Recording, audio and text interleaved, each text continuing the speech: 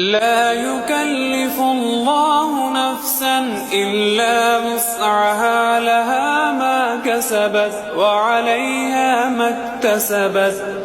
ربنا لا تؤاخذنا إن نسينا أو أخطأنا، ربنا ولا تحمل علينا إصرا